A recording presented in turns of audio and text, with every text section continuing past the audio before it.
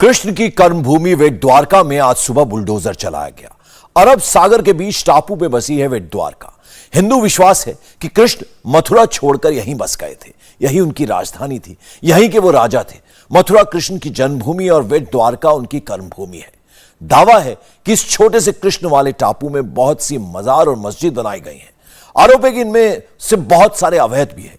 कुछ दिन पहले वक्फ बोर्ड ने गुजरात हाईकोर्ट में वेट द्वारका की जमीन पर अपने हक का केस भी दायर किया था। तब हाईकोर्ट ने आश्चर्य के लहजे में पूछा था कि कृष्ण की भूमि पर मस्जिद का क्या काम है। हिंदू संगठन वेट द्वारका अवैध अतिक्रमण का विरोध करते हैं। आज सुबह से अचानक यहां बुलडोजरों के पहिए घूमने लगे और कई अवैध मजारों को हटा दिया गया। कृष्ण कर्मभूमि की मुक्ति की यह कहानी आश्चर्य से भरी हुई है। आइए देखते हैं।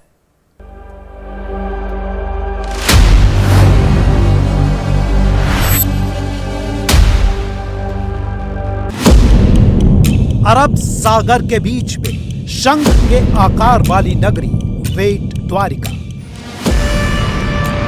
हिंदू जन मान्यताओं के मुताबिक यह कृष्ण की कर्मभूमि है।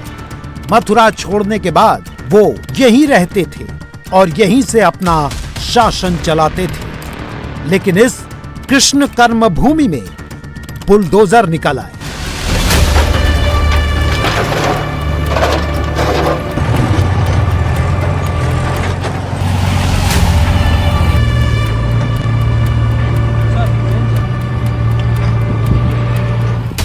हिंदू धर्म ग्रंथ महाभारत के महानायक कृष्ण के नाम से पहचानी गई भूमि वेट द्वारिका में प्रशासन ने अतिक्रमण पर बुलडोजर चलाया और बताया कि आलम शाह पीर, हजरत दौलत शाह, कमरुद्दीन शाह पीर, दरगाह सीदी बाबा, दरगाह बालापर, दरगाह सीदी बाबा ने कृष्ण की कर्मभूमि वेट द्वारिका में अवैध कब्जा कर रखा है।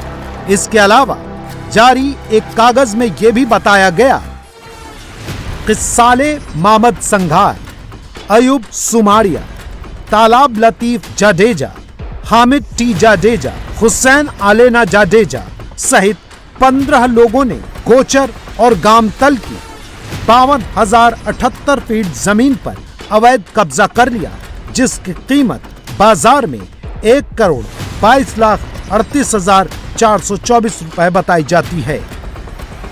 जो गैर कायदेसर दबान है उसका यहाँ की स्थानिक जो कलेक्टर साहब की रेवेन्यू की नगर पालिका की टीम ने सर्वे किया पुलिस के साथ, और आज उसी को हटाने के हिसाब से हमने यहाँ पुलिस बंदोबस्त रखा है। यहाँ पर जॉइंट टीम्स काम कर रही हैं जो कि जो भी जहाँ गैर कायदेसर दबान है, मोस्टली आज कमर्शियल जो स्ट्रक्चर्स हैं उन पे हम फोकस कर रहे हैं और उनको हटाने के लिए हमने, और शांति व्यवस्था बनी रहे उस हिसाब से हमने यहाँ अपना चापता पुलिस बंदोबस्त रखा है। स्थानीय पुलिस हमने आसपास के जिलों से भी पुलिस बंदोबस्त मंगवाया और SRP की भी कंपनी मंगाई। इसके अलावा हमारा ड्रोन से पेट्रोलिंग भी जारी है। जहाँ जरूरी लगा वो हमने कायदा व्यवस्था जो है बना रखने के लिए बंदोबस्त रखा है।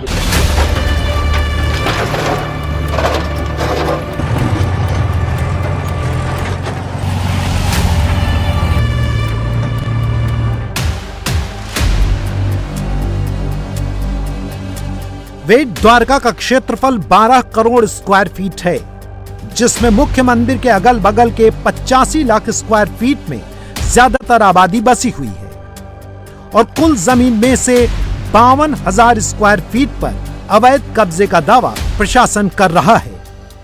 सर कितनी जगह पर डिमोलिशन किया है? डिमोलिशन अभी चल रहा है, कंटिन्यूइंग प्रोसेस है। जैसे जैसे दिन प्रोग्रेस करेगा हम और डिमोलिशन करेंगे। हमारी डिमोलिशन की दो से ज्यादा टीम बनाई है और उसके साथ साथ प्रोटेक्शन के लिए कहीं इशू ना बने उसके हिसाब से हमने स्टैटिक पॉइंट्स पे भी टीम्स बनाई हैं। वेट द्वारिका हमेशा से कृष्ण की समुद्र में डूब गई राजधानी के रूप में जानी जाती है। यहाँ का महत्व भी हिंदू तीर्थ स्थल के रूप में है।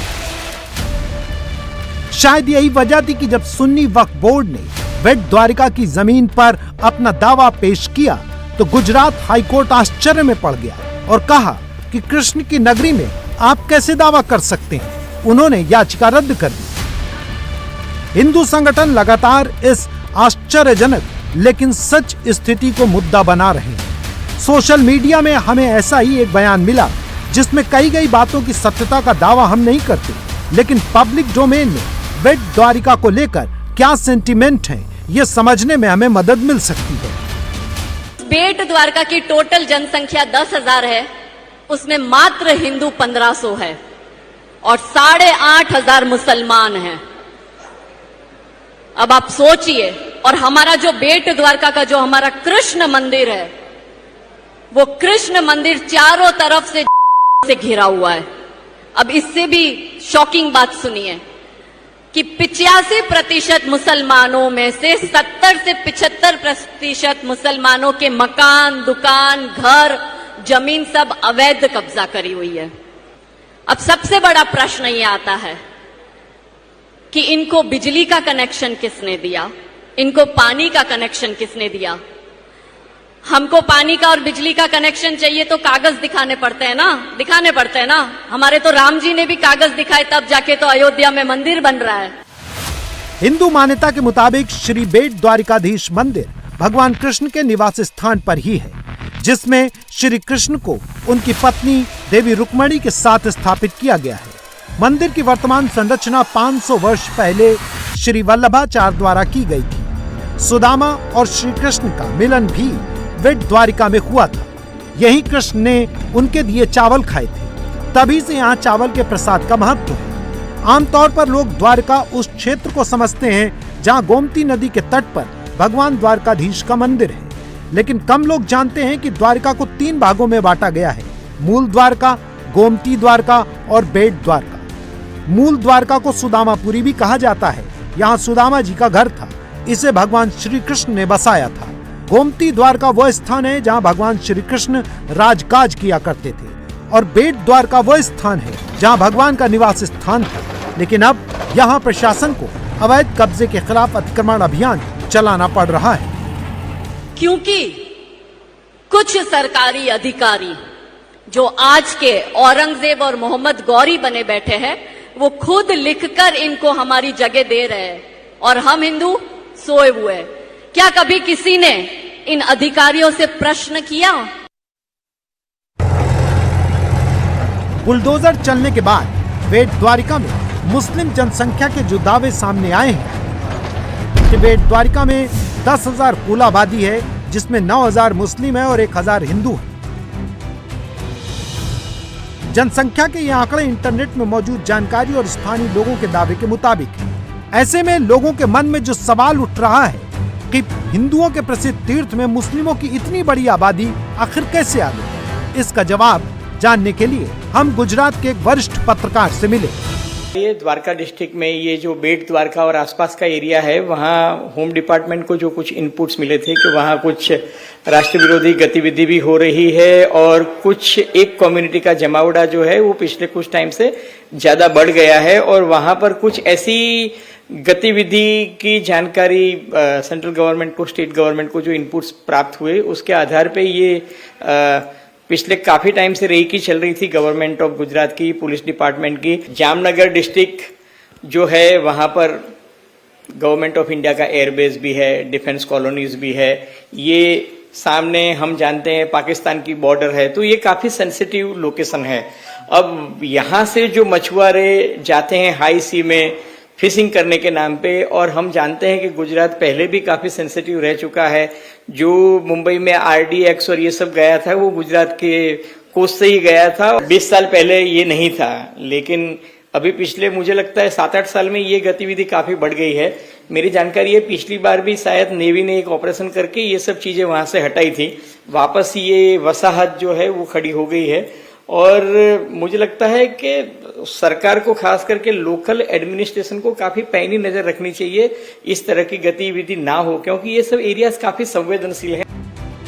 समुद्र में मछली पकड़ने के लिए नाव चलाने वाले नाविकों की जनसंख्या धीरे धीरे बढ़ती गई और हिंदू आबादी सुविधा रोजगार के अभाव में माइग्रेट करती चली गई और अब हिंदूवादी संगठनों को बेट द्वारिका के लिए बड़ा खतरा नजर आ रहा है। जो हमारे हिंदू है वो द्वारका तो जाते हैं, बेट द्वारका नहीं जाते। वहाँ टूरिज्म नहीं है, कोई हिंदू संस्था नहीं है, कोई बड़े हिंदू मंदिर नहीं है। और यकीन मानिए आने वाले 5-10 साल में बेट द्वारका जो है बेट शरीफ बनेगा, क्योंकि इंटरनेशनल मुस्लिम एसोसिएशन को वहां की मुस्लिम कम्युनिटी ने लिख के दे दिया है कि इसको बेट शरीफ का दर्जा दो। बस हम हिंदू जैसी कृष्ण तक बोलने में सीमित है, या हम नए नए मंदिर तो बनाएंगे पर जो मेन कृष्ण भूमि है हम उसको नहीं बचा पा रहे हैं। हिंदूवादी संगठनों के लिए बेट द्वारका के सामने बेट शरीफ का खतरा मंडरा रहा है। स्थानीय लोग ये भी बताते हैं कि जिन धार्मिक स्थलों पर आज बुलडोजर चला है वो 10 साल पहले मामूली से स्ट्रक्चर हुआ करते थे, लेकिन अब वो बड़े निर्माण में तब्दील हो गए। ऐसे में टकराव से बचते हुए धार्मिक गरिमा बचाने के लिए सतर्क प्रयास जरूरी है, जिसका एक चित्र कल तब दिखा जब प्रधानमंत्री नरेंद्र मोदी का काफिला सड़क से निकला और सड़क के किनारे मुस्लिम समर्थक उनके स्वागत में खड़े दिखे। इंडिया टीवी हर वक्त हर जगह डाउनलोड करने के लिए सर्च करें India TV news Google play store या ऐप स्टोर पर।